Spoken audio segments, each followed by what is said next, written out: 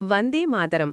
பங்கிம் சந்திர சட்டர்ஜி இயற்றிய இந்த பாடல் முதன்முதலாக நவம்பர் 7, 1875 அன்று பங்கதர்சன் என்னும் இலக்கிய இதழில் வெளியானது. பின்னர் அவருடைய ஆனந்தமடம் என்னும் 1882ஆம் ஆண்டு நாவலில் இது இணைக்கப்பட்டது. இதை அரவிந்தர் ஏப்ரல் 16, 1907 அன்று அவரது ஆங்கில நாளிதழான வந்தே மாதரம் என்ற ஒரு குறிப்பும் உறுதிப்படுத்துகிறது. அந்த குறிப்பில் பங்கிம் இந்த புகழ்பெற்ற பாடலை இயற்றியது இன்றுக்கு 32 ஆண்டுகளுக்கு முன்பு என்று குறிப்பிடப்பட்டுள்ளது.